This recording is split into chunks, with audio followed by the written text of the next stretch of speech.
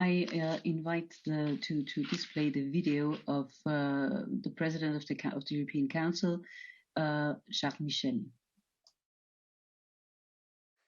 Ladies and gentlemen, the entrepreneurial organizations, workers, civil society organizations have a vital role to play in setting up a more robust society. These are the words spoken by Kofi Annan, and these words ring true when a pandemic is striking the whole planet at a time when we have to change our societies into a more sustainable, resilient and fair society. We know that there is a strong civil society in Europe. Both sides of industry, organisations play a major part in this, and there is a body representing these groups. Their responsibility is to contribute to decision-making in Europe. My first message is for you. Therefore, you are an essential relay of the hopes and wishes of society with European representatives. I know it's a difficult role, but it's a key role. This is the strength of a vibrant democracy, and the EU is a vibrant, strong, robust democracy. To be heard is the first step to being listened to, and even if I'm only here virtually today, I hope that you will see my presence as an encouragement along these lines. My second message is as follows. We're currently going through an extraordinary period. It's extraordinarily difficult, but the trials we're facing in Europe, as in the rest of the world, must act as alarm bells. This is the opportunity to come out of these challenges better, more robust and stronger. The crisis has led us to concentrate on the most essential values. Health and life together have been affected by the virus, and this leads us to think about how we can carry out our joint project together. Now, before that, we were looking at climate change and digitalization, a carbon neutral economy and digitalization. So we have to look at a society now which is based on people, groups together, a caring society in which we care for one another. And we know that a growth measured in GDP is not sufficient to evaluate the progress of society. The quality of education, the effectiveness of accessible health care, a move away from discrimination, the quality of the environment, all of these things are vital criteria to measure real progress felt every day by our citizens everywhere in Europe. So I'd like to launch an appeal. Let's work together to build this caring society. Economic players, social society, civil society, our contribution is vital here, and I know that you will play this role. This is my third message. During this conference on the future of Europe, the aim of this conference is to involve citizens directly in the conference on Europe and to come up with some practical ideas. You organise dialogue around various initiatives already, and your position and your experience are vital assets to make a success of this democratic effort. I think we need to avoid a lot of hot air behind closed doors in Euro Brussels jargon. What we need to do is to make sure that this is a moment where we open up to others in a spirit of democracy, to involve citizens in the European project. Ladies and gentlemen, the circumstances we're facing are exceptional. The European Council will assume its responsibilities and set strategic objectives. And your experience and your determination as committed players here are other assets we recognise the power of. You can count on me, you can count on us to work with you to the service of Europe. Thank you. I wish you impassioned, exciting and constructive debates. Thank you. Thank you very much for these encouraging words. Looking forward also to work, of course, with the Council closely. We have a second video by Ursula von der Leyen, the President of the European Commission. So I ask you to display that. Thank you. Dear Presidents of European institutions and bodies, dear members of the European Economic and Social Committee, lassen Sie mich zunächst...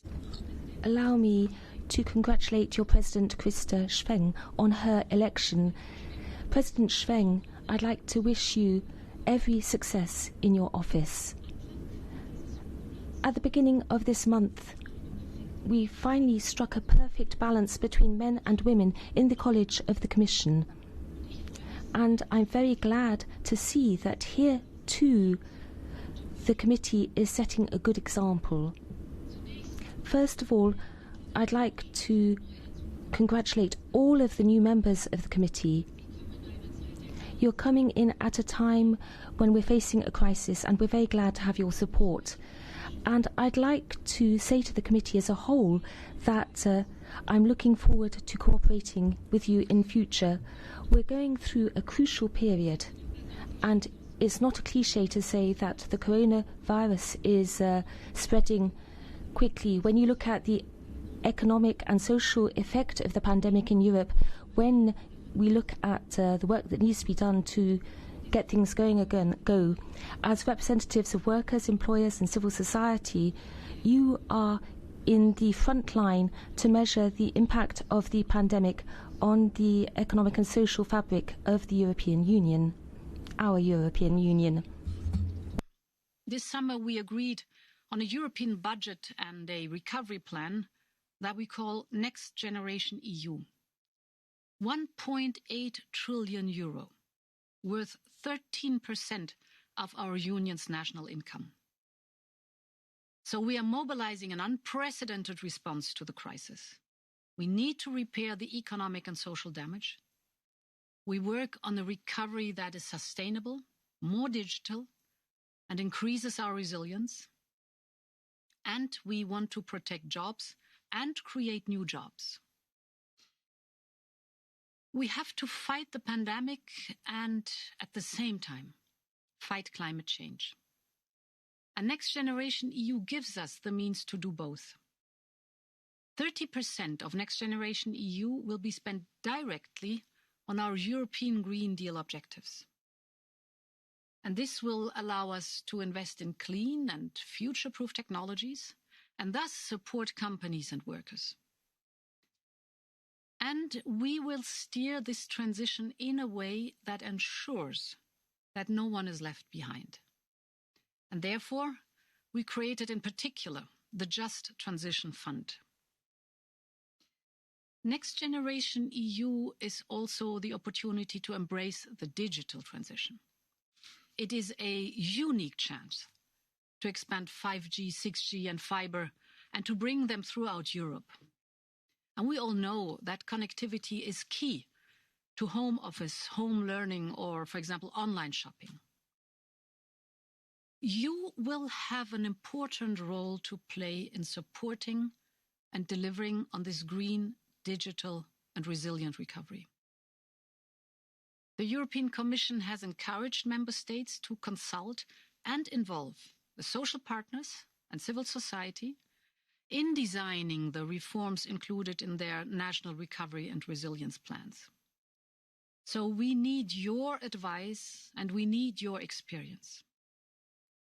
And ladies and gentlemen, you are holding your mandate in the European Economic and Social Committee in crucial times. I am very much looking forward to continuing our fruitful cooperation.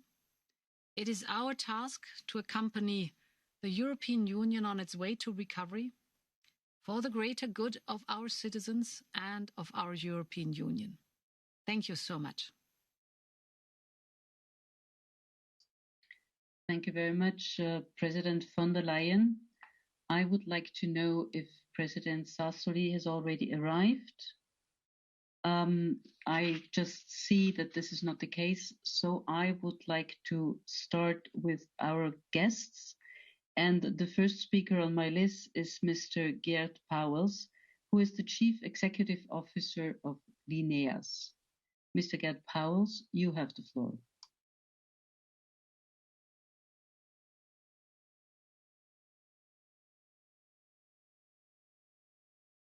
Could you press speak, please? Thanks.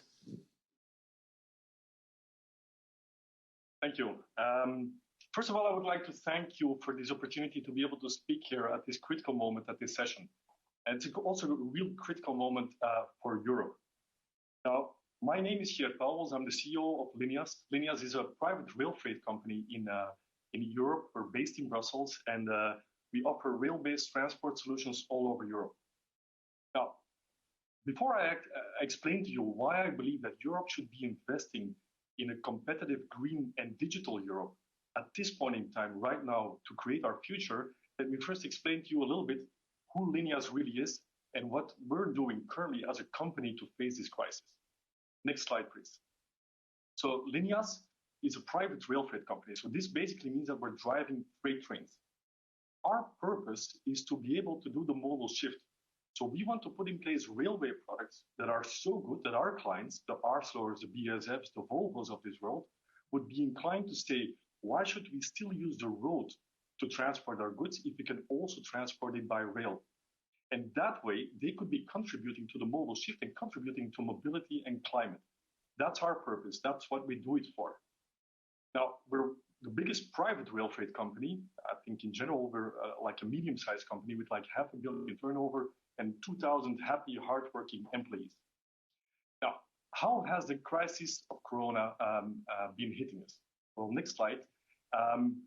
We mainly had an impact in terms of production, in terms of volumes. We saw that especially in the month of April, we actually had a 40% decline in volumes. That's mainly caused by the fact that production companies like automotive companies such as Volvo and so on, they just shut down their production because of the measures that were being taken. Afterwards, we saw a gradual recovery, but still at this point in time, we see about 15% less volumes than in a normal year. And also for the next coming months, we actually don't know exactly where it's going with these additional measures as well in this second wave. We're a little bit afraid that volumes might decline again. So also next year does look very uncertain. Of course, this has a drastic impact on our company and especially on the financial situation of our company. So how have we faced this? What are we doing to face this crisis? Next slide. First of all, what we did is actually we did everything to keep our trains running. We had to keep the European supply chains moving on. We had to, for example, take the toilet paper to the supermarkets. Someone had to do it. And at that point in time, it was really hard to do because border crossings were being closed. Also, we had to implement a lot of new safety measures. So things were really tough, but we did it. And we stayed really resilient. And I believe that we showed as the entire rail freight sector, we were capable of keeping things moving for the economy, for society. Next thing, what we had to do is we had to face and limit the financial impact and mitigate also the financial impact. So what did we do there? Well, of course, like most companies, we were trying to control our costs as much as possible, variabilizing our costs. For example, through economic unemployment measures. Right? It's not proper, but we had to do it. On top of that, what we also did is we tried to launch new products during the crisis. So, for example, we put in place a new railway product between Belgium and Poland just to up our volumes as much as possible. And we're still doing that. And also, we're still looking for additional financing. As a private rail freight company, it's not easy to do. We need to have additional funding. And so we're discussing with banks and financial institutions to make sure that we can stay alive. One of the things we also decided to do at the very beginning of the crisis is to make sure that we would not stop our fundamental transformational projects.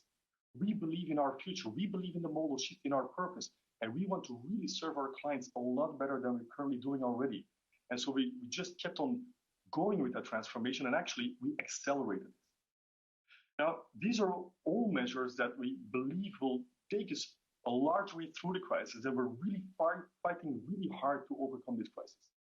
But it's still fragile, and the future is uncertain. And that's why we're also turning towards Europe to ask for additional support. Support with the general purpose of modal shift, and also support in the very immediate short term to make sure that there's not a lot of rail freight companies going bankrupt. So next slide, please. The rail freight sector is asking for support. And I guess I'm not the only one, or we're not the only one. I guess there's going to be many speakers after me as well saying that we need support. And I think that's going to be difficult to then choose to whom do you give support? How do you give support? And those are really very important decisions that Europe needs to make. And I believe that we really need to think, I mean, the decisions we're going to be making in the next couple of months will actually be decisive for the future of Europe. And then the question comes, what kind of Europe do we want to create? Because our decisions that we take now will be shaping the future of Europe. So let's think about the kind of Europe we need. And next slide, please. I believe there's a common belief, and I've heard it in the words also of the president, that we are going for a green and digital and a competitive, resilient Europe. That's also where we want to go. That's what we need to do. We want to leave this kind of Europe also to our kids. This is where we need to go. But then we need to be also consistent, and we need to have the courage to take the right decisions to move us in that direction, because that's what we will be doing in the next coming months by the decisions we will be taking. Now, let me take it back to the sector that I know best, which is the freight transport sector. Next slide, and see whether in our sector we're doing the right things at the moment. Well, if you look at the competitiveness, we actually see that there's a lot of traffic jams at this point in time, also because there's a very high reliance in the freight transport sector on trucks. There's lots of traffic jams, actually very fragile supply chains, as we've seen through the crisis. And we can't really talk about a one European transport system because it's basically more of a patchwork of national systems, which doesn't make it competitive. Are we green? Well, because of the reliance on trucks, we're actually, the freight transport is causing 10% of all CO2 emissions in Europe. So we need to do something about that because freight transport is likely to even move up, and therefore CO2 emissions are likely to move up instead of down. Also, there is significant air pollution because of that. And if you look at, are we moving in towards the digital era? Well, we are, but slowly. We're still very much an old industry. So we need to do something about that. We need to change that. And by the decisions we will be taking in the next coming months, we can shape the future also of the transport sector. So how do we see that? Well, on the next slide, you'll see that what we stand for is to create one multimodal transport network in Europe, a multimodal one with rail freight as a backbone. Because that will be much more competitive. We will make sure that each mode of transport gets its deserved role in that, and that we create reliable supply chains linked end to end. Can we become green because of that? Yes. With rail freight, there's 9 times less CO2 emissions. There's 6 times less energy use. There's much less air pollution because of that. And can we become digital? Well, it's going to require an effort. We're going to have to really invest in the right technologies in order to get us into that era. But we can. And as the CEOs of the rail freight in Europe, all the rail freight companies, we decided on a common ambition to actually double the rail freight volumes in the next 10 years, to get to 30% of freight transport done by rail by 2030, and to move even further beyond after that. And we've also defined the key technologies that are needed to get us there. On the next slide, you'll see that there's 5 key technologies that we want to invest in, and that we, with these technologies, we can actually become a one digitized and automated European rail network that can really serve as a backbone for the entire multimodal transport system in Europe, and that we can make competitive, green, and digital. Actually, these technologies have been discussed already with the European Commission, and we should be able to move into that direction. So that's basically what we're asking for. On the next slide, you'll see that, I mean, this is the kind of thing that we want to put forward as part of the Green Deal, as a part of the Rolance plan. Do invest in these kind of technologies in the next 10 years. It'll cost us in total as a society 18 billion euros, but it'll get us a yearly return of about 25 billion euros every year, mainly through external costs and by making the society better. This is one of the better business cases or investment cases that I've seen so far. On top of that, what we're also asking for is this immediate support. And we don't want to just give subsidies to state-owned companies that don't necessarily are the most competitive. We would like to get a sector support for the entire sector through a reduction of infrastructure costs in our case. Let's go for that so that there's not private rail freight companies going bankrupt or being eaten up by bigger ones. So this is basically what we want to go for in terms of the freight transport sector. That's our proposal. Now, if you take this to a higher level, I believe that we should go and have this analysis, do this analysis for all the sectors, for Europe. Because on the next slide, you'll see, I think there is a momentum, and I think it's been expressed by all the parties so far. There is a real momentum. There is a gigantic crisis, but let's use this as an opportunity. And let's now take the wise decisions. Let's have, please, leaders of Europe, please, all of us, let's be wise and let's have the courage to shape the future of Europe together. And let's make that competitive, green, and digital. Thank you. Thank you very much, Mr. Pauwels. Listening to you, I've never talked to you, but if you stay connected until the end, you'll see that there are quite a lot of common ideas that we share. I've heard and I've got the information now that President Sassoli has arrived, and I first of all would like to thank him that he welcomed us here in his house, and I would like to ask him for his intervention. President Sassoli, the floor is yours. Sì, buongiorno. Yes, good morning, everybody, and welcome to the Parliament, even though the way in which this assembly is being held is unusual. We have agreed, however, to open up all opportunities for you to carry on your job, because you reflect the decisions taken, which are taken in order to help our citizens. So welcome, good morning. I should like to thank everybody for coming along here and thank you for your excellent work. We are all going through a difficult time. One of the most difficult times that we've experienced since the birth of the European Union. The pandemic has hit our countries hard in different ways. We have had to ensure that we try and increase security and that we prevent excess contagion. And we've seen this second wave, which has come across us very quickly.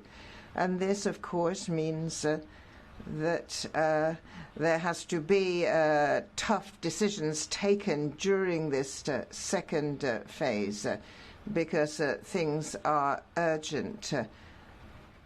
Many people in our countries have precarious work contracts, are unemployed.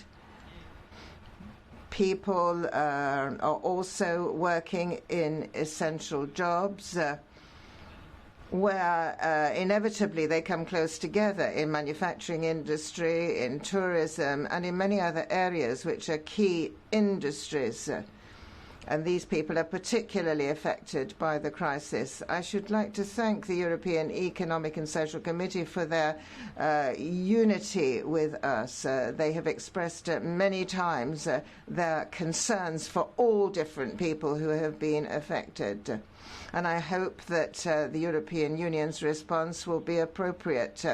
Over the past few months, all Union institutions have been trying to work together to provide responses to the needs which have manifested themselves in our society. Time is short, but we've been working fast, and faced with the impact of this crisis on our economic and social sectors, we have implemented very ambitious initiatives.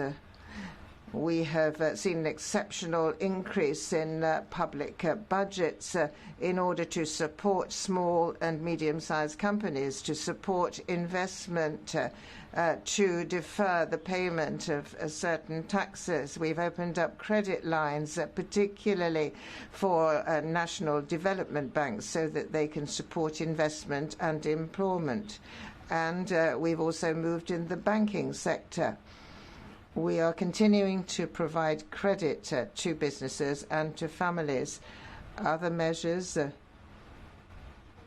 have been taken, ambitious initiatives at union level, particularly the movements in the European Council.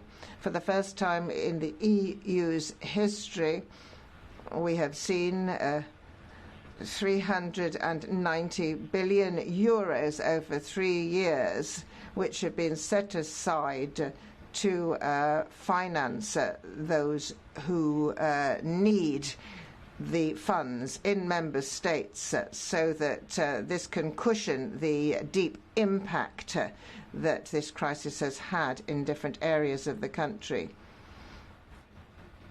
So we're looking at a common budget, and for the first time this has happened almost in the European Union.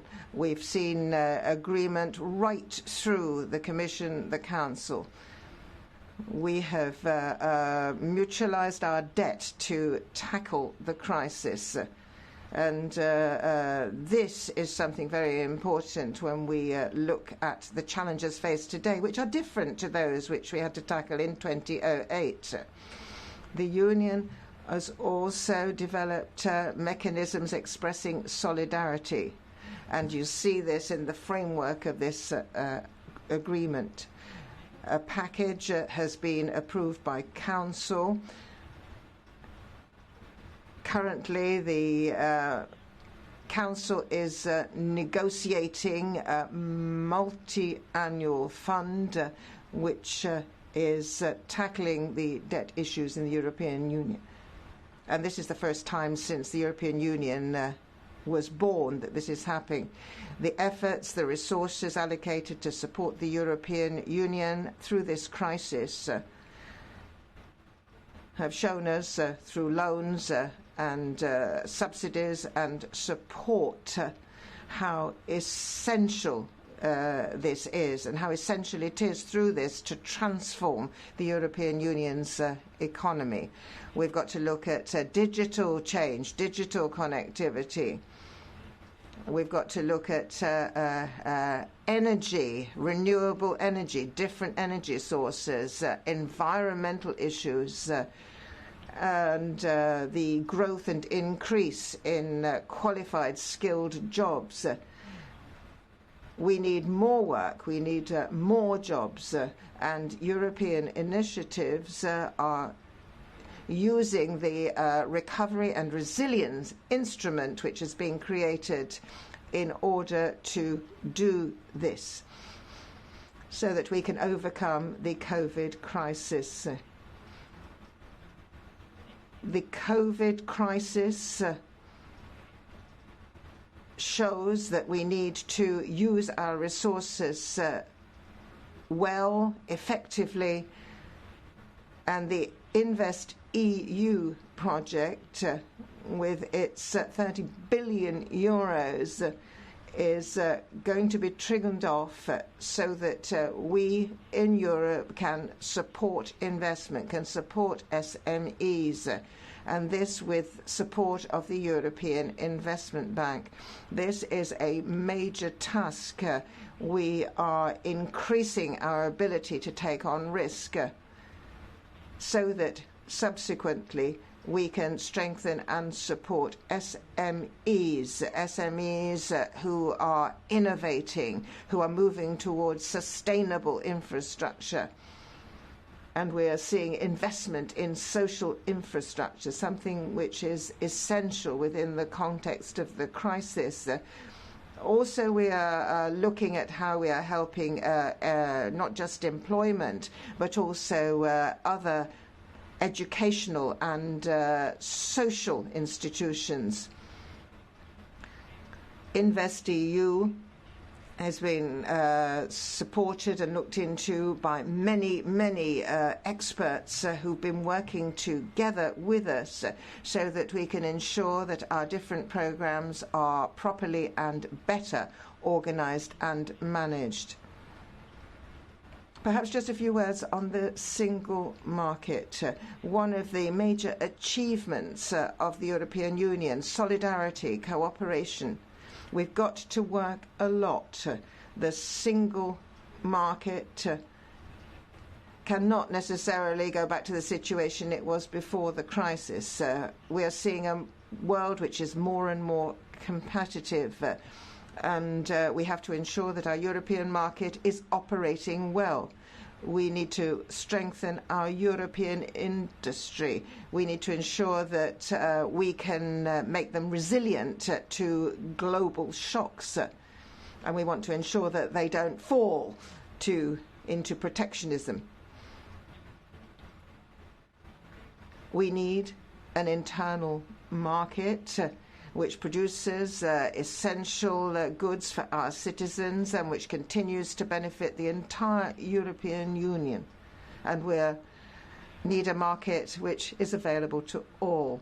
So I want to stress that this transformation should not leave anybody behind. We should remember that there was a positive trend before the COVID crisis, but many people were living in poverty, and many people found their salaries were not adequate. We need to work on that. In 1919, the political concept of a minimum salary was born, and this is something which was discussed within the bodies of the United Nations. This is something which is crucial for the Council, the Commission, and the European Parliament. Poverty has to be done away with. Our citizens need to have the necessary advantages which can be passed on to subsequent generations. When we look at the initiative which was taken yesterday by the European Commission on an adequate minimum salary, this is a step in the right direction to guarantee that all workers have enough to live a proper and dignified life, because this is their right, a right which is defended by trade unions throughout and which is absolutely crucial. We need to guarantee equity and fairness, and professional organizations are also part of that. We want to make sure that this becomes reality, and the European Parliament will not fail to play its part. I also feel this crisis can be an opportunity to put Europe on the right road. We want a diverse Europe, an inclusive Europe, a fairer Europe, a Europe which offers tangible advantages to all our citizens, the citizens which you represent in the European Economic and Social Committee. I'm sure that you will carry on your work and that you will not hesitate to take advantage of what you can, and that as things continue, you will continue to represent our citizens. Thank you very much for your work. As you know, the European Parliament is always available to work together with and discuss issues with you. And then afterwards, of course, to host your session. Thank you. Thank you very much, President Sassoli. This is very good news, and I'm really looking forward to meet you in person as soon as it's possible. Otherwise, at least we can make it by via Interactio or via any link. Thank you very much for having us here.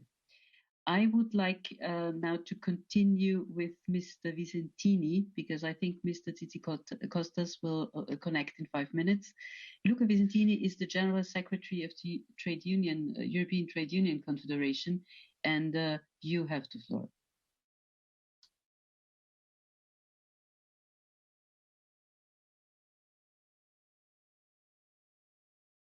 President, members of the committee, dear colleagues, first of all, a wholehearted congratulations to Mrs. Christa Schweng for her election to the President of the committee, and congratulations also to Vice Presidents Giulia Barbucci and Cillian Lohan, and to the group presidents, particularly to my friend and colleague Oliver Röpke.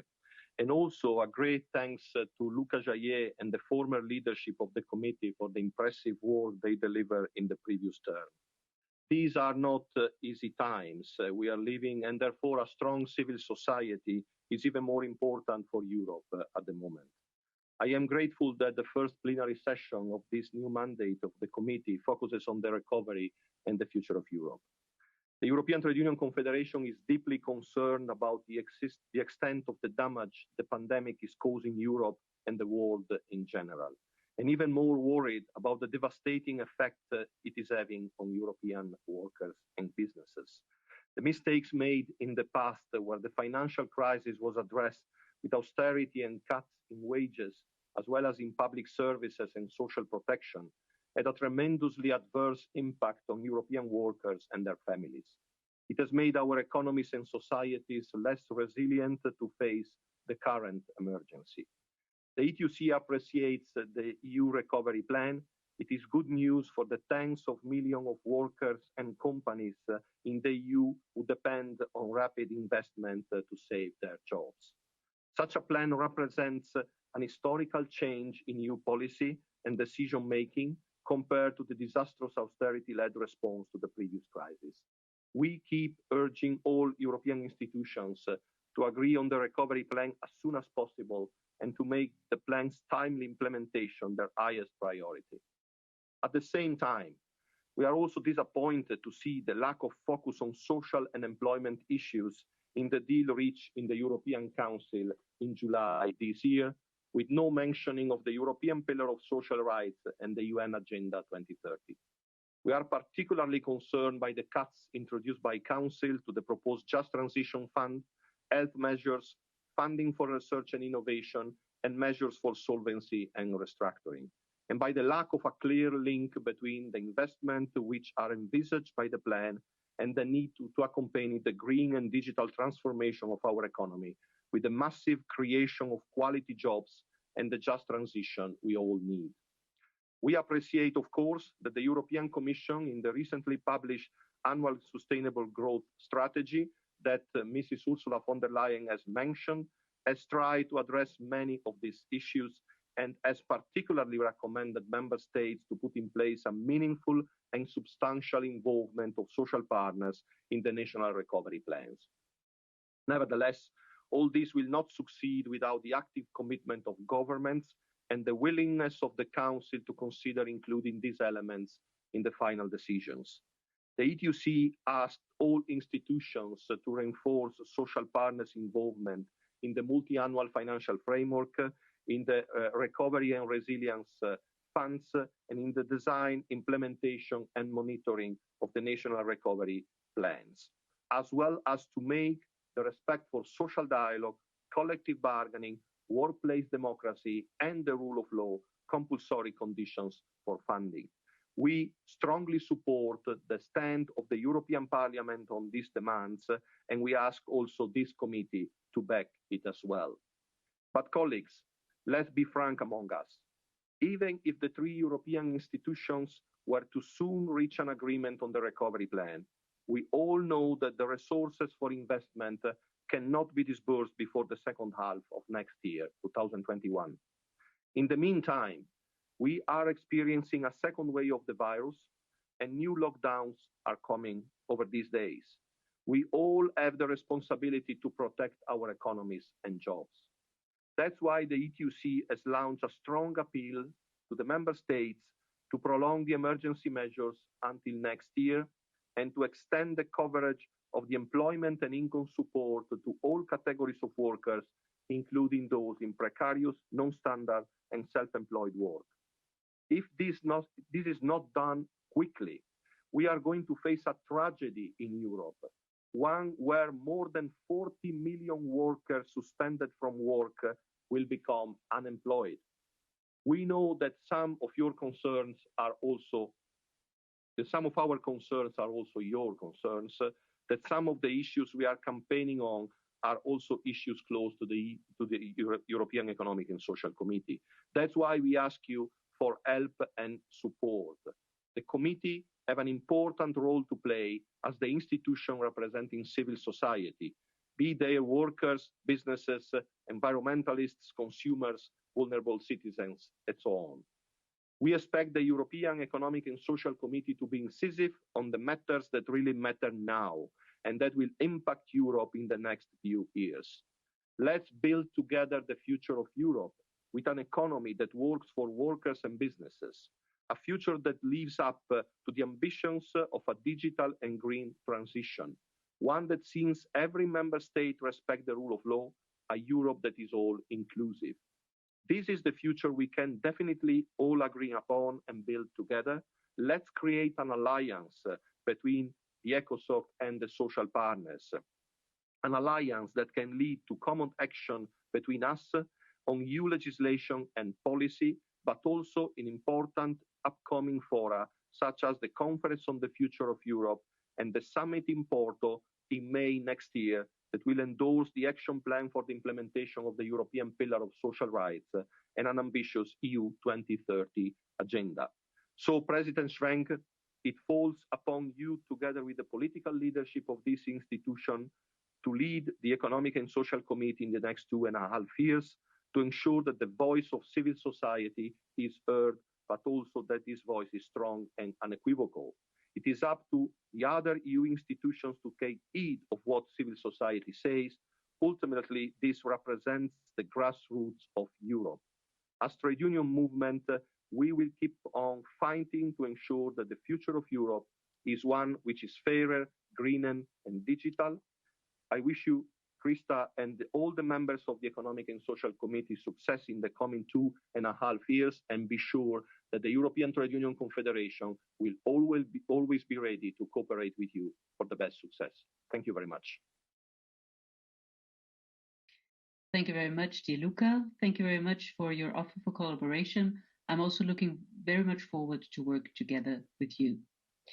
I would like now to give the floor to Jeremy Wates, who is the Secretary General of the European Environmental Bureau. So, Mr. Wates, you have the floor.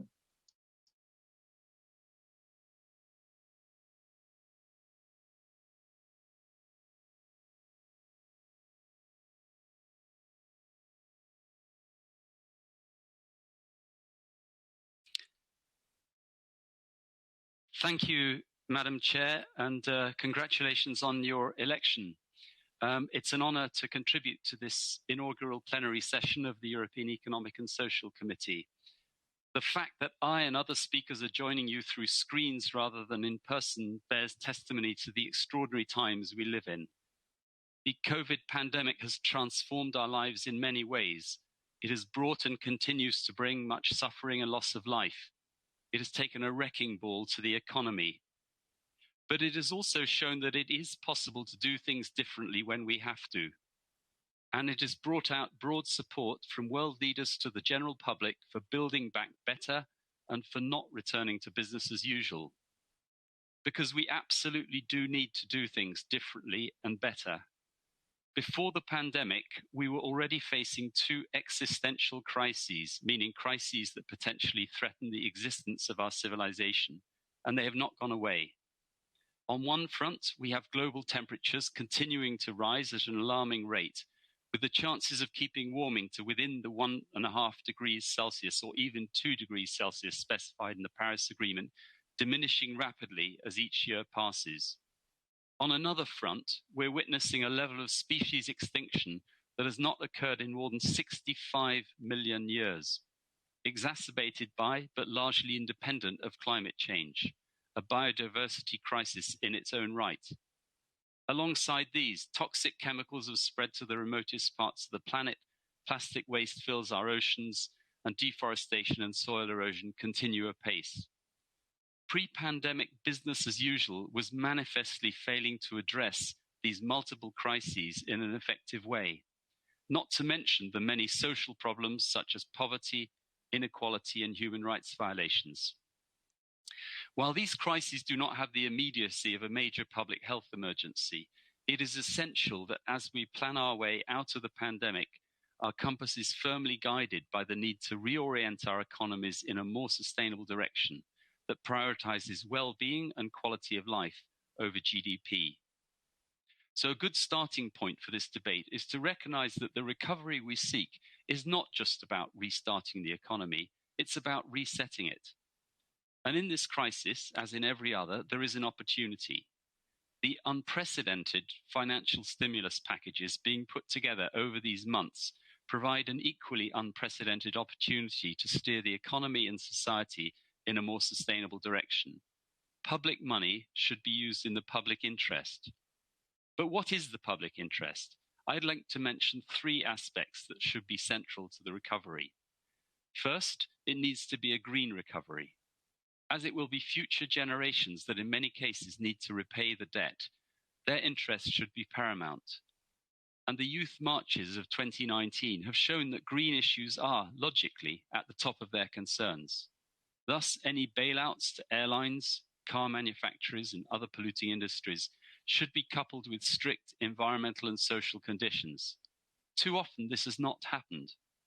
The von der Leyen Commission's prioritization of the European Green Deal is very welcome, as is the proposal that 37% of the recovery funding be earmarked for promoting the Green Deal objectives, but the entire package needs to be Green Deal compatible. Second, it needs to be a fair and inclusive recovery. And here I echo some of the comments from Luca just now. A green transition that is not a just transition would not only be morally wrong, it will simply not work. Social justice needs to be at the heart of the European Green Deal, a strand that runs right through it. We need to reverse the trend of disinvestment in people, health, education, quality, jobs, and equality. The pandemic crisis has shown us what is most critical in life, humanity and our planet. And we have witnessed amazing examples of solidarity, devotion, and mutual support. Third, the recovery needs to promote and be based on the EU's core values of democracy and rule of law.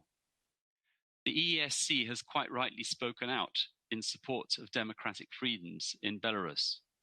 But while the situation there is particularly egregious, we are all aware that there are failures of democracy and rule of law closer to home, with civic space being eroded progressively in a number of EU member states.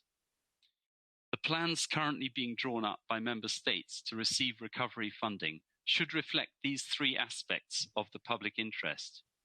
Unfortunately, recent information gathered by Civil Society Europe shows that in many member states there are few or no consultations with NGOs over the preparation of the plans, and in some a worrying lack of transparency, despite guidelines from the Commission. Draft plans should be made publicly available by the Commission so as to allow public scrutiny, but also public participation in the definition of the way out of the crisis. Those that have been affected the most should have a say in and be part of the solution. Finally, the EU institutions' own processes should embody democratic principles, but they do not always live up to that. You will be aware that as civil society organisations, we've been critical of the nomination processes for the members of this committee that were followed in some countries, with organised civil society being sidelined. This undermines the EESC's role and credibility, and I say this as a good friend and keen supporter of the EESC. We believe that the flaws identified, which of course are not the fault of the committee or its members, provide a strong argument for review of the rules governing the composition of the committee as provided for under Article 300, paragraph 5 of the Treaty on Function of the European Union, and would urge that this be carried out during the present mandate. Let me conclude by wishing you, Madam President, and your Vice Presidents and other members of the committee all the success in the coming mandate. Thank you very much. Thank you very much, Mr. Wates. Pleasure having you with us and pleasure working together in the future. Dear ladies and gentlemen, dear colleagues, I've got the message now that Mr. Tzitzikostas, who is the President of the Committee of the Region and who is, of course, the closest neighbor that the ESC has because we are sharing the same building, is now connected. So I would like the opportunity to give him the floor and thank him for being with us. Mr. Tzitzikostas, you have the floor.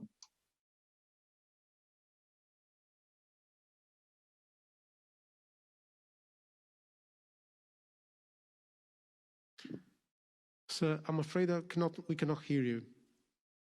Sorry. Can you hear me now? Yes, sir. Thank you. Yes. Good evening to all. President Sassoli, President Schweng, dear members of the European Economic and Social Committee, dear representatives of the social partners, dear participants, it is a great honor for me to participate at this inaugural plenary session of the European Economic and Social Committee that is opening today its 16th term. But unfortunately, today we meet at exceptional circumstances. We are all side by side fighting this horrible pandemic. And at the same time, we are looking for means and instruments to build a sustainable recovery. I assure you that aside your efforts to manage this crisis, we, the local and regional leaders from Bergamo to Madrid, from Prague to Stockholm, we are working tirelessly to contain this virus, to protect our communities, our local economies, our jobs, and of course to help the most vulnerable. However, our resources are running short. Over 90% of EU regions and municipalities see their revenues plummet. And if public services collapse, my dear friends, you know it very well, our recovery will be slower and more painful.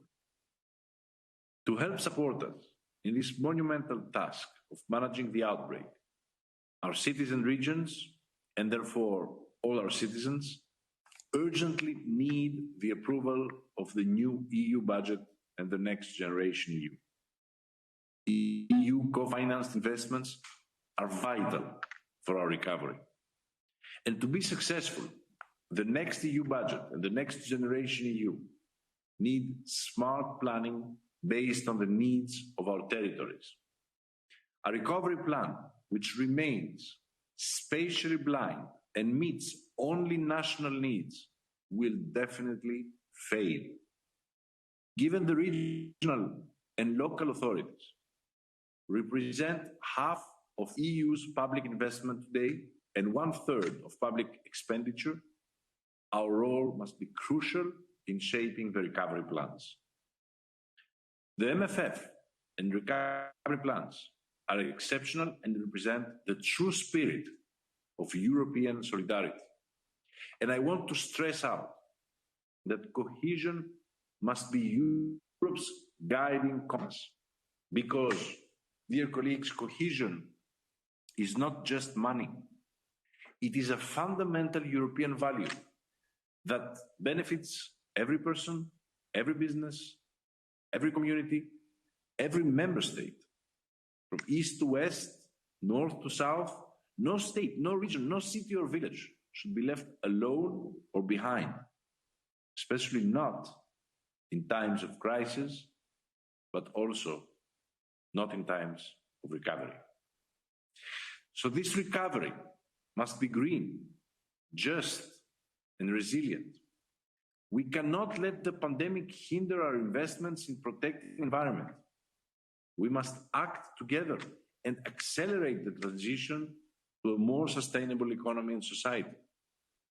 At the European Committee of the Regions, we see the Green Deal going local as an opportunity to demonstrate the real added value of the European Union.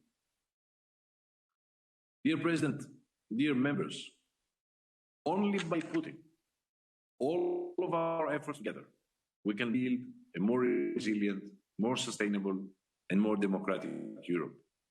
We need now, more than ever, a three-dimensional Europe with all levels, European Union, national, regional, local, working together for the people and closer to the people. We need an urgent conversation about the future of Europe.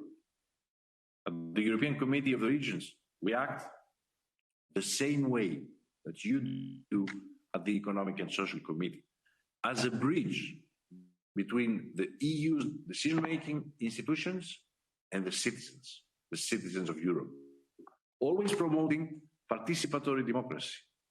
Now it is time to put innovative tools to work for democracy and the citizens, starting with the Conference on the Future of Europe. In this regard, I would like to remind that our 300 regions and 90,000 municipalities are the EU's democratic foundations. So let us work together to help Europe recover and to help Europe become real to its citizens.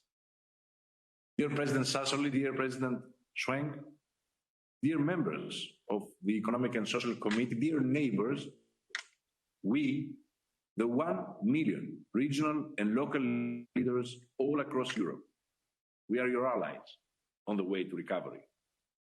We are pragmatic. We deal with the concrete realities on the ground. We deliver solutions. We stand ready to work side by side with you, with our common goal of prompt recovery. Because make no mistakes, dear friends, when our regions and cities recover, Europe will recover. Thank you very much for your invitation today, and I wish you the best of luck in this new beginning of the Social and Economic Committee. Thank you. Thank you very much.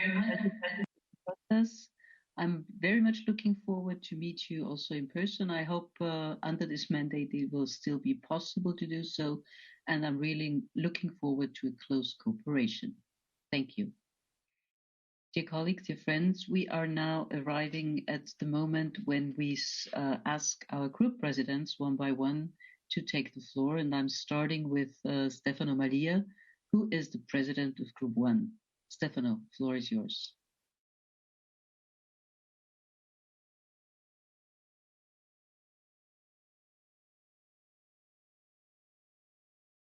Good morning. Thank you, Madam President, and allow me to start by congratulating you for your appointment yesterday as the leader of this House. There is no doubt that you have been elected as President in a very unique and particular moment. However, please rest assured that you will find all the support you need from my group, the Employers Group. I also use this opportunity to thank President Sassoli for being with us in person for this inaugural session. I take this as a clear signal of his commitment towards civil society and the importance of the role that civil society must play in these difficult times.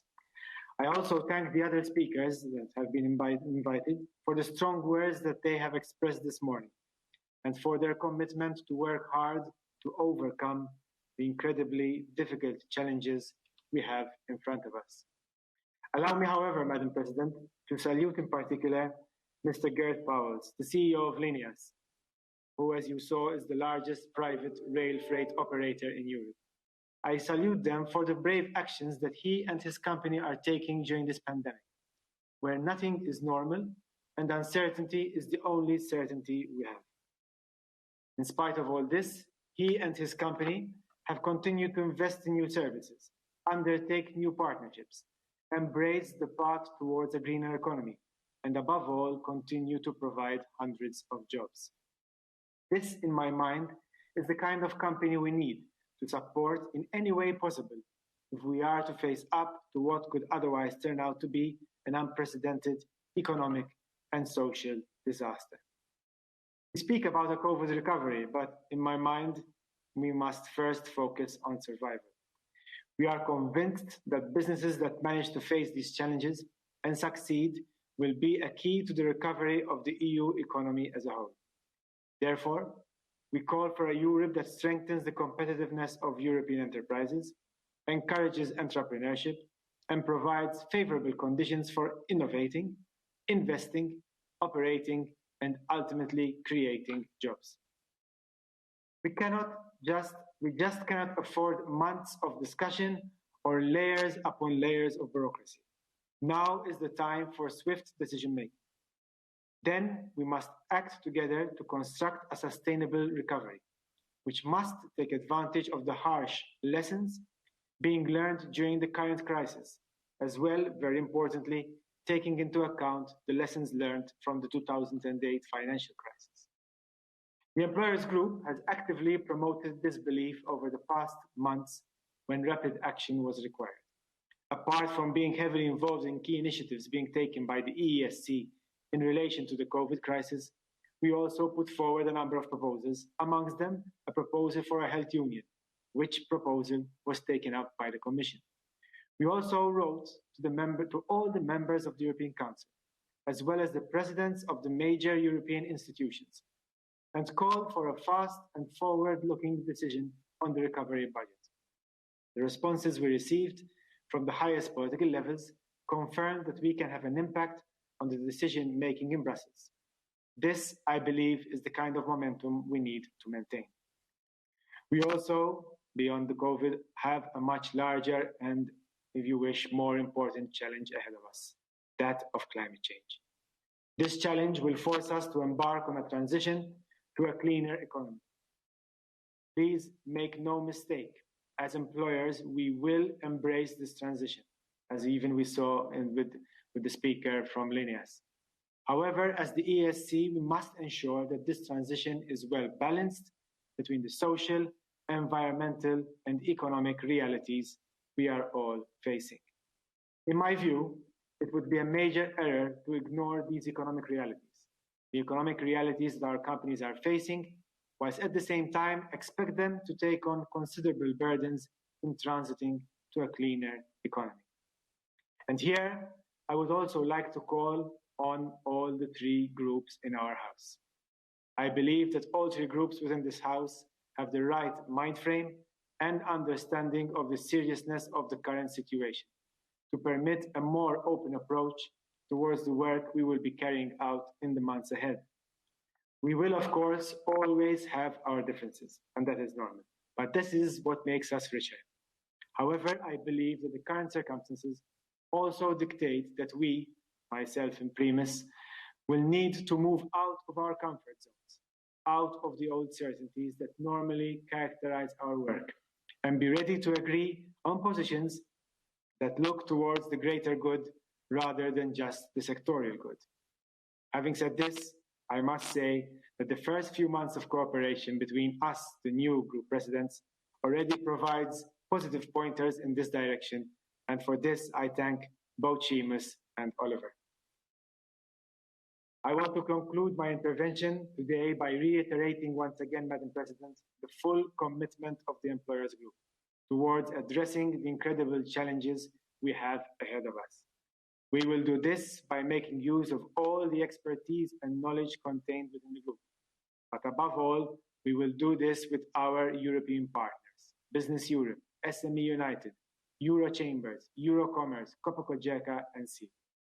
In my mind, there is no doubt that it is only by pulling together nation with nation, institution with institution, European organization with European organization, companies with trade unions, citizen with citizen, that we will overcome this incredibly difficult period. Thank you very much. Thank you very much, Stefano. I would like to continue with the president of Group 2, Group of the Workers, and this is Oliver Röpke. Oliver, du hast das Wort. The floor is yours, Oliver. Yes, thank you, Christa. Dear President, dear Vice Presidents, dear colleagues and friends, on behalf of the Workers' Group, I would also like to give my warmest congratulations to you, Christa, on your election as new EESC President, as well as to the new two Vice Presidents, Giulia Barbucci and Cillian Lohan. I'm convinced that the new leadership, together with all members in this House, with all the three groups, and with the employees of our committee, can master the great challenges that lie ahead of us. Dear colleagues, this new term of office starts at a time when it is hard to exaggerate how grim the situation looks. Our fears of a second wave have become a reality, with many economic sectors again grinding to halt. One country after another, the virus spreads with massive costs in lives, a toll on our healthcare sector, and growing figures of unemployment. Again, the now called essential workers, which were just precarious ones until this crisis started, are keeping our societies and countries running. Again, millions of citizens, families, workers, entrepreneurs, or artists are faced with a terrible situation. Concerns for their own health, fear of losing their jobs, worries about their personal and professional future. This, dear colleagues, can quickly result in a toxic mixture, also in a political term. In these times, people need support. They need support and clear decisions, and they need a voice that pushes their interests. And I'm convinced that our committee, the EESC, can be that voice. In this effort, the EESC can and must be at the forefront as it has been in the past. And as the Secretary General of the ETUC, my friend Luca Visentini, has just pointed out, the gravity of the situation for workers cannot be underestimated or fully assessed. And I will not go over the distressing figures and predictions that our countries face again. As trade unionists, we are very familiar with the consequences beyond aggregated figures. We must remember the sentence, "Never waste a crisis." This is not only an opportunity to learn, but particularly a chance for fundamental change of course. Return to business as usual is not an option anymore. And therefore we, as a workers' group here in this House, we are convinced that solidarity must be the guiding principle of any recovery strategy. The European Pillar of Social Rights provides the basis for social recovery, but only if properly implemented. We need an ambitious social agenda for Europe, where sustainable jobs with decent living wages are the rule, where upward social convergence is a reality, and where the internal market is not an instrument to undermine social rights. All of this based on social dialogue and done together with the social partners and, of course, with the trade unions.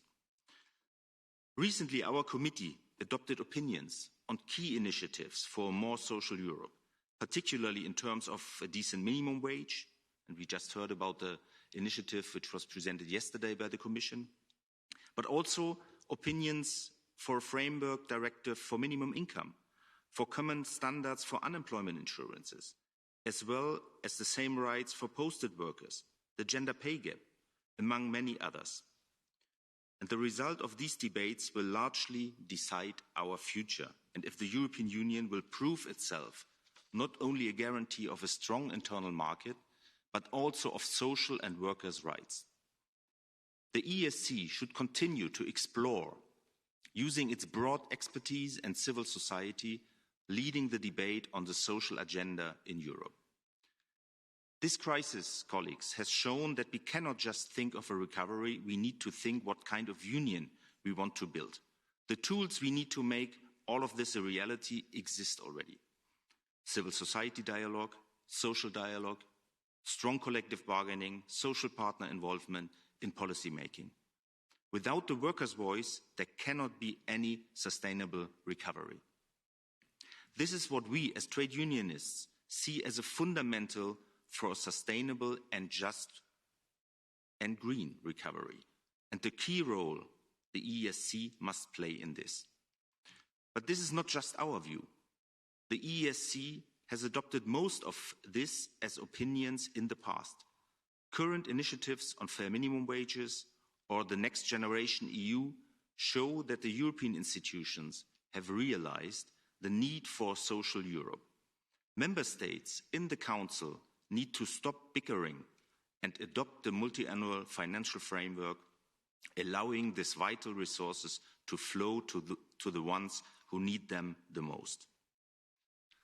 Dear colleagues, in turbulent times, this House not only faces these enormous challenges, but we also have to constantly review ourselves critically. We believe that the EESC must indeed adapt to the times, working closely with the other institutions, policymakers and civil society to provide outreach, our work, and maximize its impact. Change is unavoidable and can be healthy, and the EESC, acting always within the mandate the treaty set for us, must do its best to be useful to our citizens and to civil society. I can assure you that the Workers' Group is 100% committed to have a strong voice together here in this House during the next mandate. Despite all the political differences, we are committed to constructive cooperation. We are also committed to a new style in this House, a style of trust and mutual respect. And I'm very happy.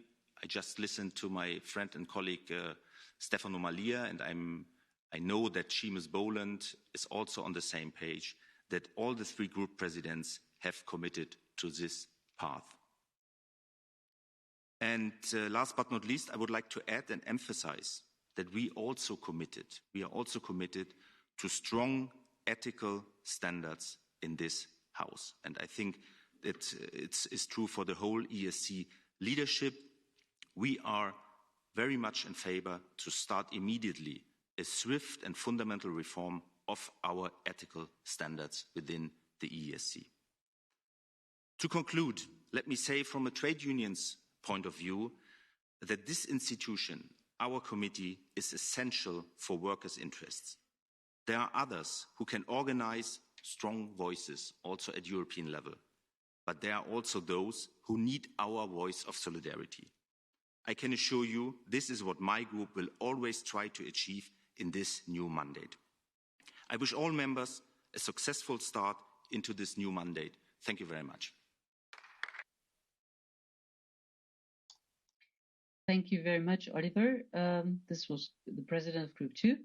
We turn now to the President of Group 3, Seamus Boland. So over to you, Seamus, to Ireland. Good morning, Madam President and fellow colleagues of Group 3 and also of all of the groups. I'm honoured to be among you today speaking on behalf of Diversity Europe 3, and also may I congratulate you too as President on your election, your colleagues Giulia Barbucci as Vice President, and my colleague and friend Cillian Lohan from Ireland as Vice President.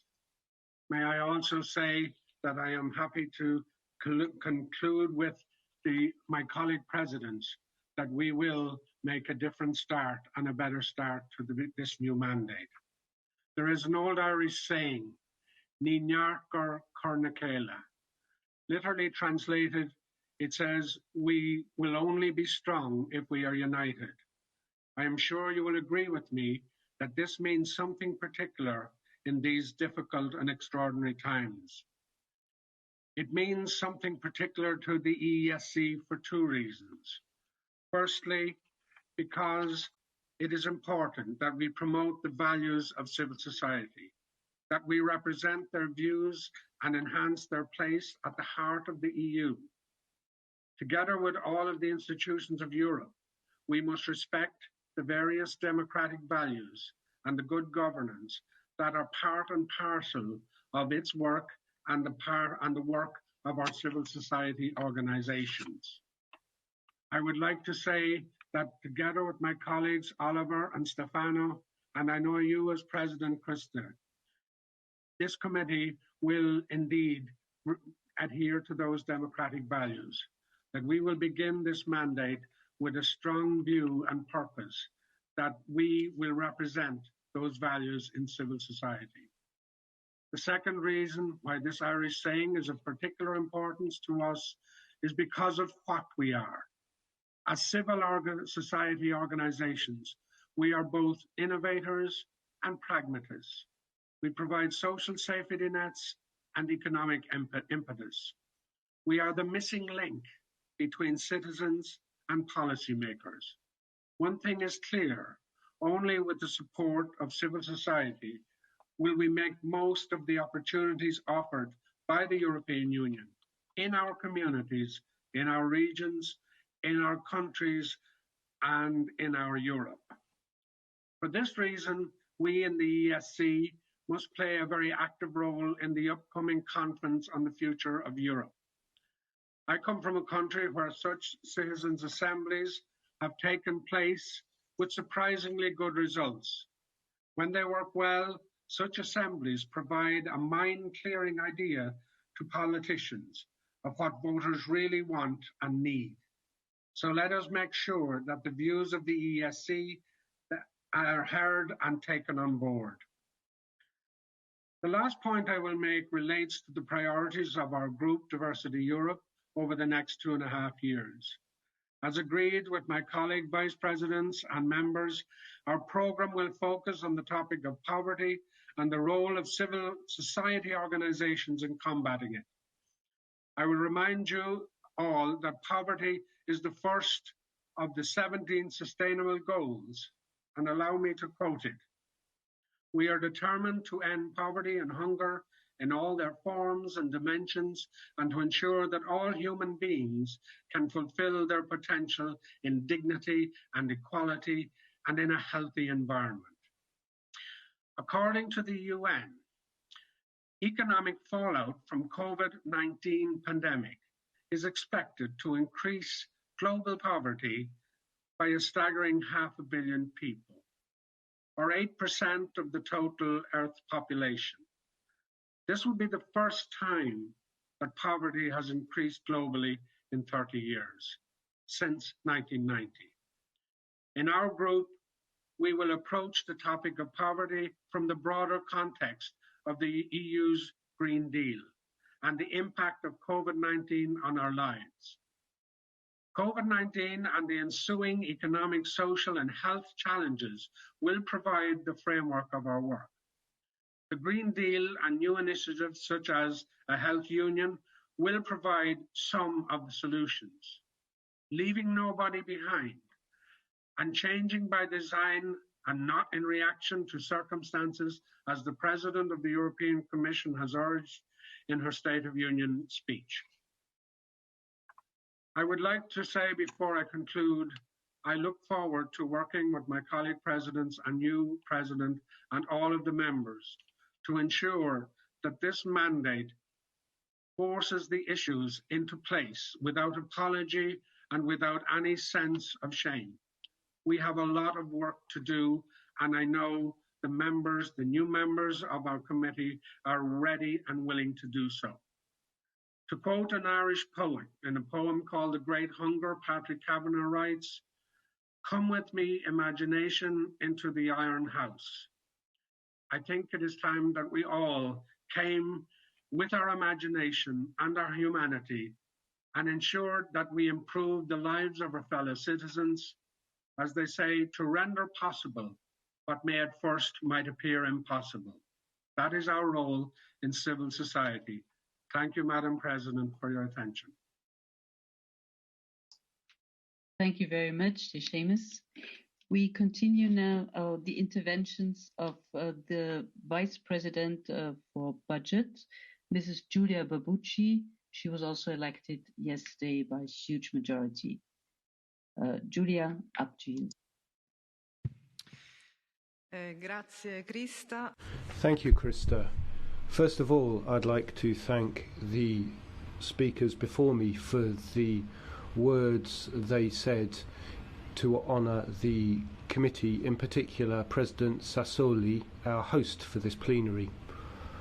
It's a great honour for me to have been elected a Vice President of the EESC, and I'd really like to thank all the advisors, my group, and above all Oliver Röpke, who have placed their trust in me. I'd like to extend a thought of gratitude to the Cillian, my organisation, where I've been for over 30 years and where I learnt my trade and blossomed professionally.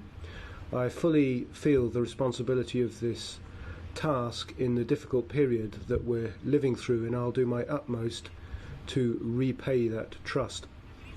The crisis that we are living through is unprecedented in European and world history. It is hitting humanity wherever it may find itself in the world and brings us face to face with the fragility of our human essence. A tiny organism has hit us and we haven't been able to beat it, but we will. For the first time in our thousands of years of history, humankind will have to undertake a number of tasks, ordinary tasks, without physical contact, without physical presence or direct human contact. We've learned to live a virtual life, and that has profoundly changed, anthropologically speaking, our very being as men and women. The challenge we face is hitting the world economy and increasing inequality. This pandemic will leave us a different world which is poorer and more unequal. The challenge for our generation will be to tackle all this and to come up with solutions. When almost all of Europe went through its first lockdown, and we look to the heroes of that pandemic with admiration, we said that the COVID crisis would teach us to be better and offer a major opportunity to change everything that was wrong in our society before the crisis. All the distortions of an economic system which had put the profit of the few first and left many behind. Now today, on the brink of a second lockdown, we wonder whether it really will be like that.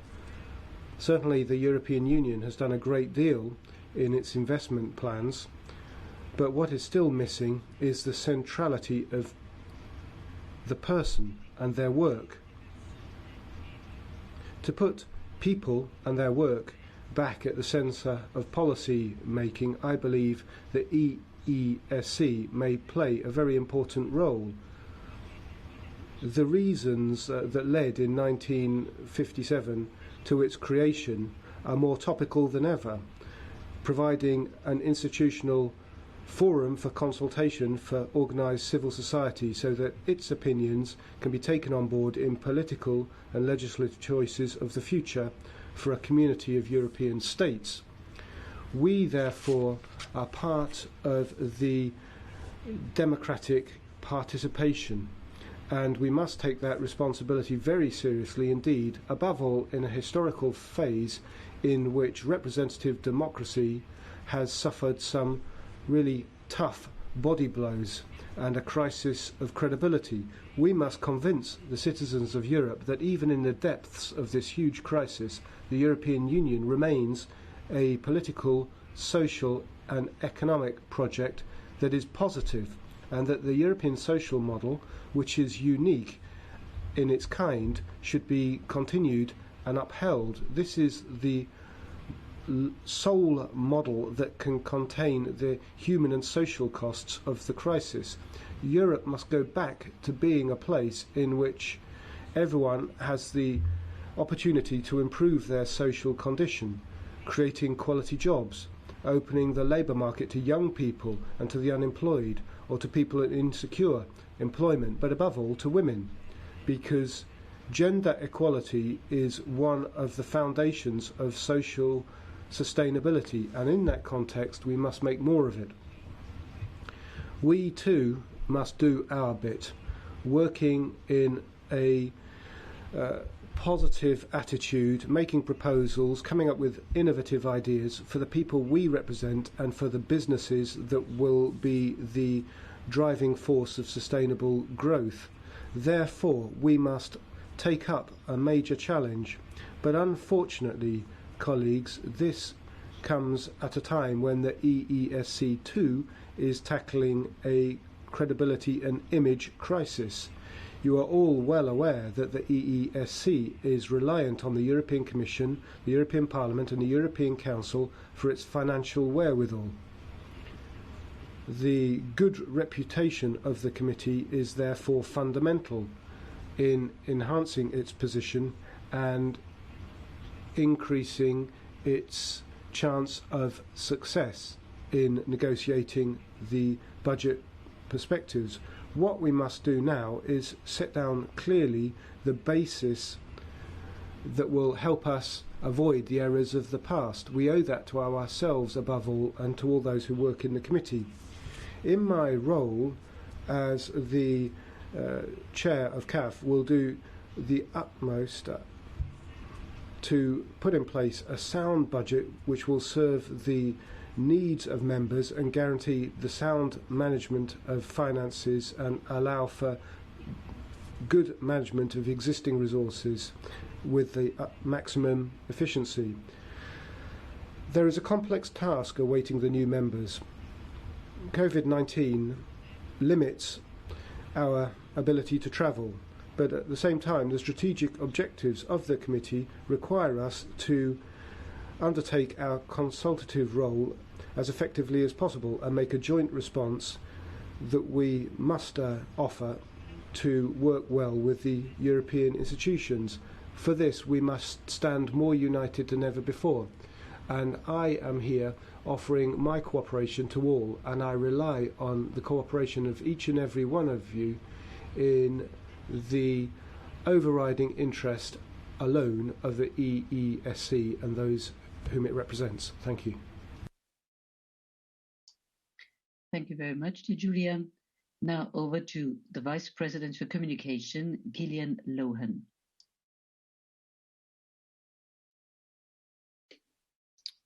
Thank you, President, and greetings to fellow members.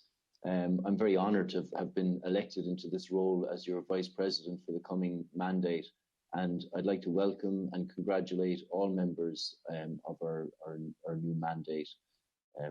Whether they are new members or whether they are returning members, it's an exciting time for us to be at the start of a mandate.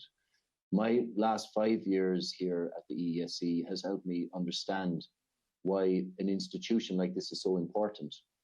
At the start of my mandate, I buried myself in the work of being a member, rapporteuring opinions, drafting amendments, and debating with members who came from a very different perspective than my own. And I came to understand that our purpose here is not to sit around and talk aimlessly, but actually is founded in action. Each of us comes here to the often intimidating meeting rooms, often quite suffocating formalities from a network at home. And those networks give us the legitimacy and the unique perspective of the effect of the EU on the day-to-day lives of different sectors in society. I've also seen in my time here that we can have an impact with our work, a real measurable impact. I've seen it through our work on circular economy, for example, establishing the joint project with the European Commission, the successful European Circular Economy Stakeholder Platform. And I've seen it with our opinions explicitly referenced in Council conclusions, and I've seen it in our influence on positions adopted at the European Parliament. It's these actions and these results that convinced me to run for this office in the first place. And it's not just our legislative works. We have civil solidarity prizes. We have our Your Europe, Your Say initiative. We have collaborations with stakeholders and practical attempts to amplify the voices of those who can find it hard to access and penetrate the institutions. Never highlighted more clearly than with our institutional support for the climate strikers and the youth movement, our former president, Luca, bringing Greta Thunberg to our plenary last year. These range of actions form the core of our work. And to put it in the most simple terms, it's these type of tangible results is what I want to help all of us as members, individually and collectively, to achieve. Within communications itself, we have all the tools and structures to allow us to better amplify the work that we do. We have strong foundations built by my predecessor, Isabel Cano, and by Gonzalo Lobo before her, and by the dedicated and dynamic staff within the Communications Directorate. And of course, we operate within a political context. Apart from the terrible health consequences and the social challenges we've faced in dealing with lockdowns and isolation requirements, we cannot ignore the change of the global macroeconomic landscape in the last 10 months. Many sectors face enormous challenges just to survive, and this at a time when the climate crisis emergency continues. We have the ambitious European Green Deal designed to help us achieve sector by sector the urgent changes needed in order to achieve our commitments under the Paris Agreement, as President von der Leyen has referenced. We have the Sustainable Development Goals as a mechanism to achieve the targets we've set for ourselves, ensuring, as others have said, no one is left behind. By definition, this sustainable development approach calls for that balance between economic, between social and environmental factors.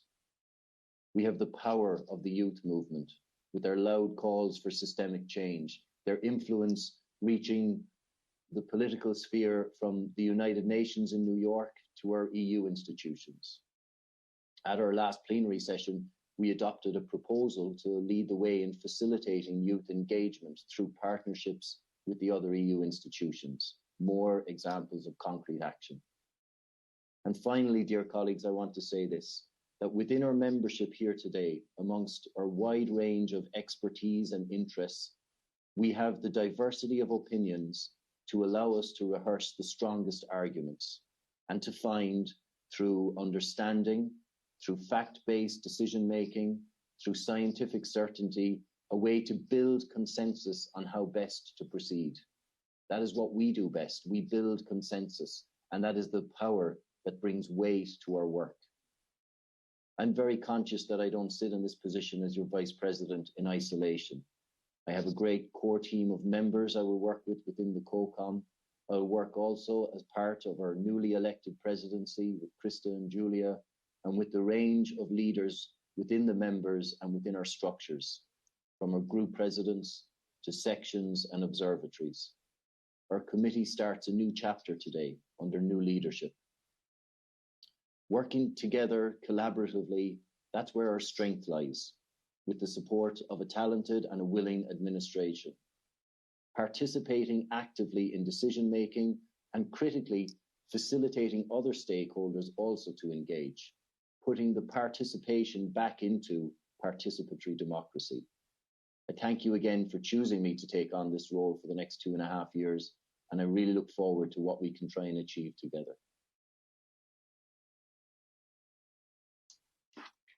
Thank you, dear Cillian.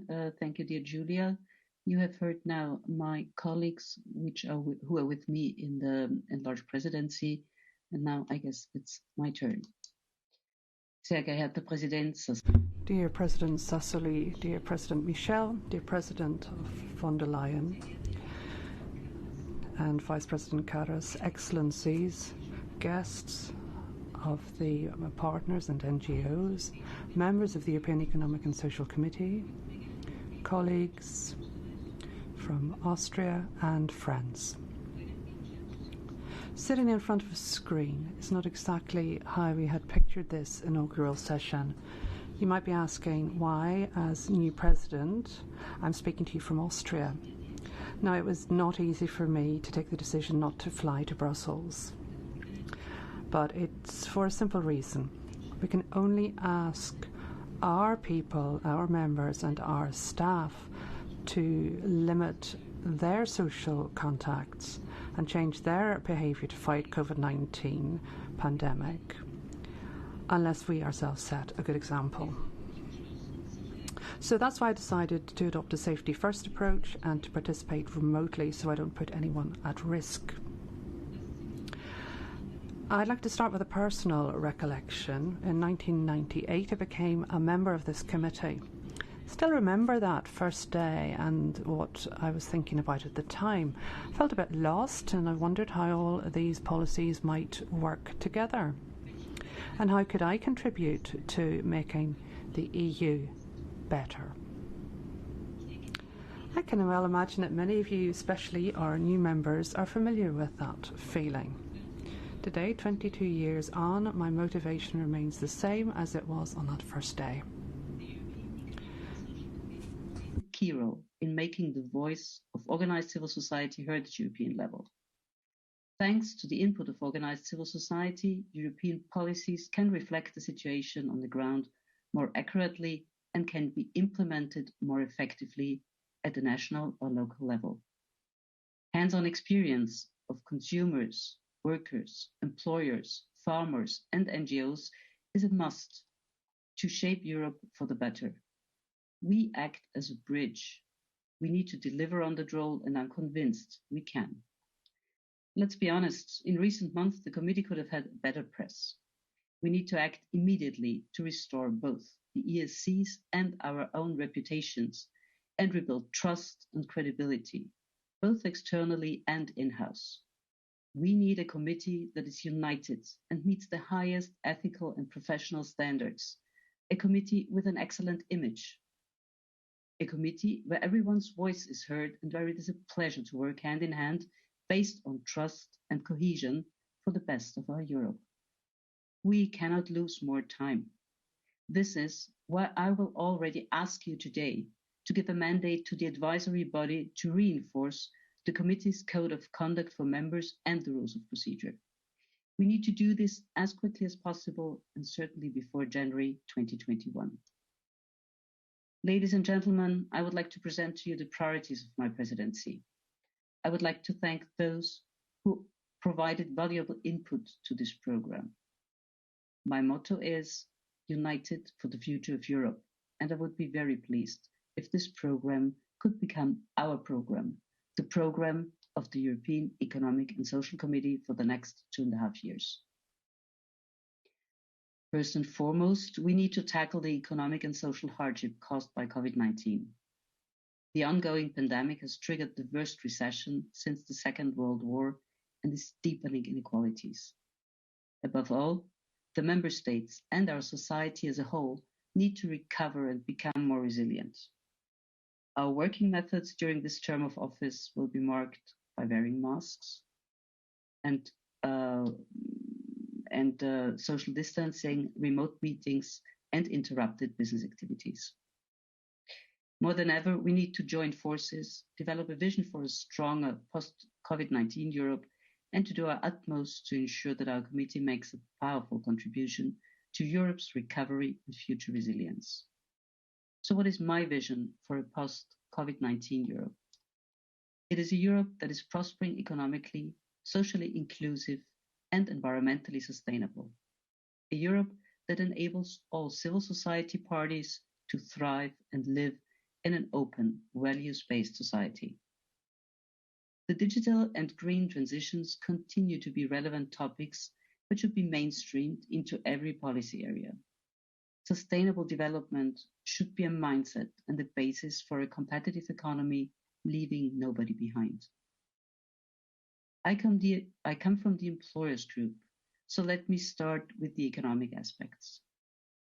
As we face the second wave of the pandemic, our companies, workers, and citizens need support to survive, recover, and rebuild our economies. The next generation EU recovery plan needs to provide the funds that we need to counter the negative economic and social consequences of this pandemic. We must ensure that the support reaches those in need, be it the unemployed or businesses, especially SMEs, which are struggling to survive. However, money alone will not solve the current situation. The transition to an economy that is more digital and green after the pandemic also needs to be linked to social recovery. The target of lifting 20 million people out of poverty and social exclusion by 2020 has clearly been missed, and so now we must redouble our efforts to make it happen. People who are able to work should do so, while the ones who are not able to work should be able to rely on the solidarity of society. In addition to substantial public and private investment, we need an efficient single market to climb out of the crisis quickly. Remaining obstacles should be removed in order to ensure the cross-border flow of goods, services, capital, data, and people. At the same time, we have to guarantee a level playing field to enable fair competition within the single market. The EU has a key role to play on the global stage. We need to shape international standards to reflect European values and interests. 85% of the world's future growth is projected to take place outside the European Union. 35 million European jobs depend on exports and 16 million jobs on foreign investment. With the current pandemic, we have all seen the EU's vulnerability and dependency on suppliers outside Europe. Our businesses and future welfare will depend on our ability to maintain open markets with free and fair trade and predictable global trading conditions. The EESC, as part of global civil society, will continue to actively engage in enlargement and neighborhood policies. Ladies and gentlemen, COVID-19 has brought disruption and rapid shifts to our labor markets. Safeguarding employment and income for all in the labor market, whether self-employed or employees, is a priority, and we need to shape current policies by taking a long-term approach to training and skills. We need to pay particular attention to vulnerable groups like atypical workers, children in poverty, people with disabilities, and people with a migrant background or from an ethnic minority, to name just a few. Digitalization and artificial intelligence have a huge impact on how we live, work, learn, and interact. The digital transition needs to be just, sustainable, and socially acceptable. We have to put people at the center of digitalization.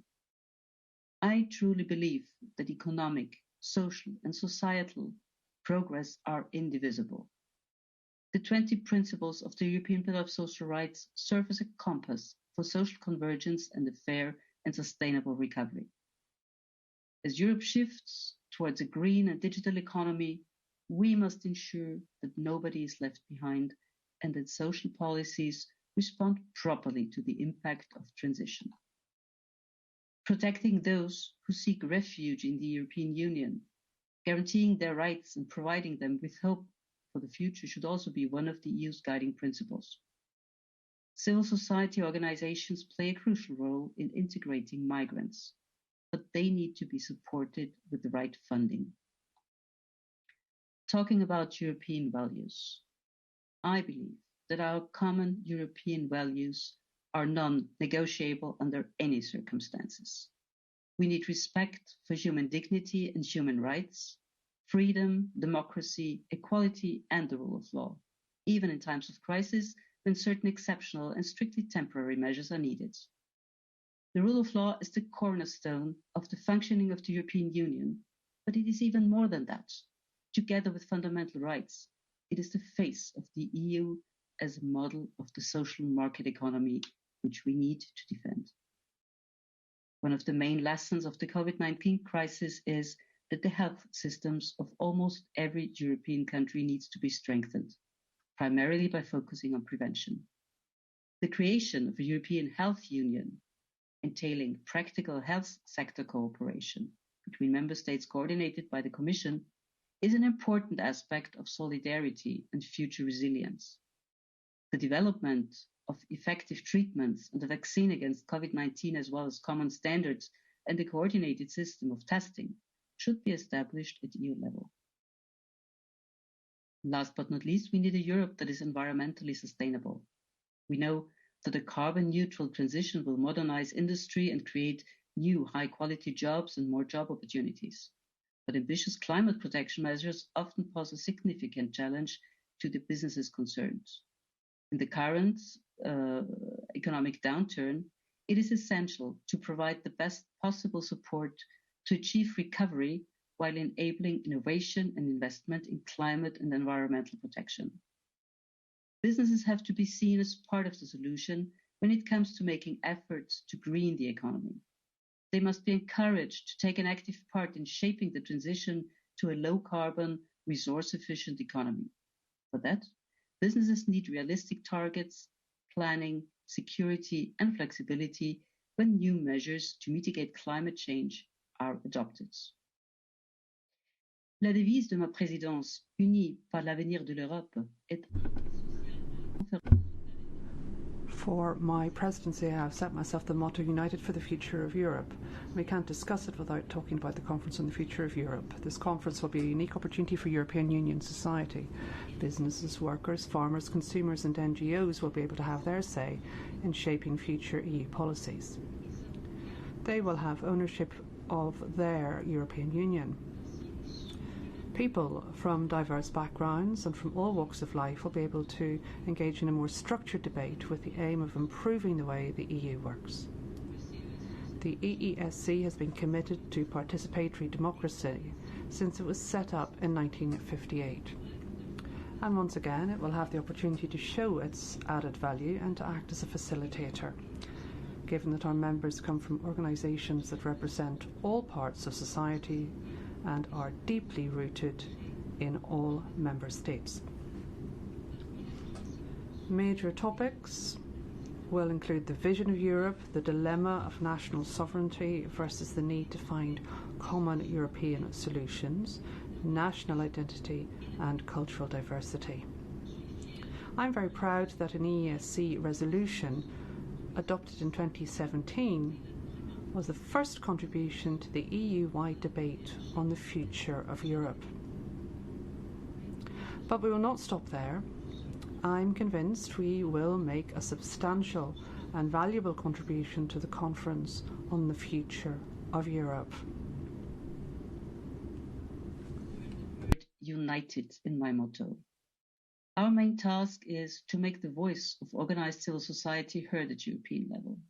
To do that, we need to find common ground between all the groups. We are not in the ESC simply to present the views of employers or workers or NGOs.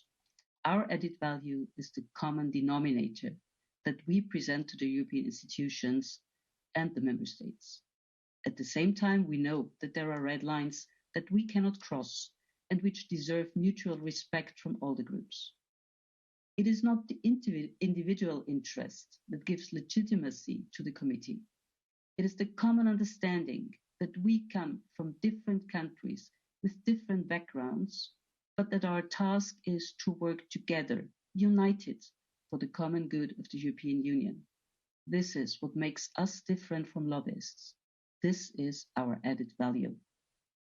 Our success and impact in the EU policymaking process will depend on the quality and timeliness of our work, as well as on our proactive approach.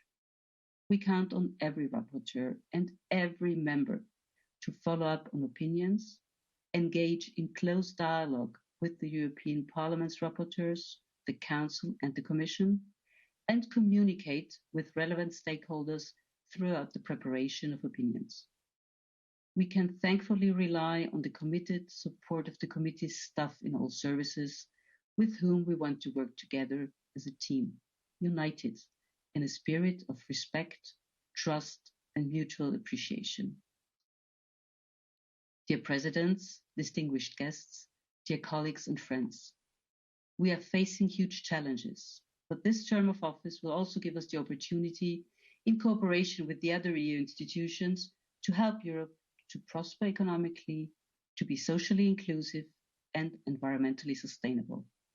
We, each and every one of us, can bring important added value to EU policies and contribute to making them more participatory, effective and adapted to Europeans' needs.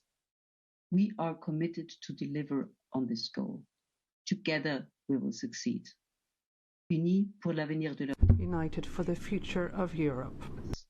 United for the future of Europe. Thank you.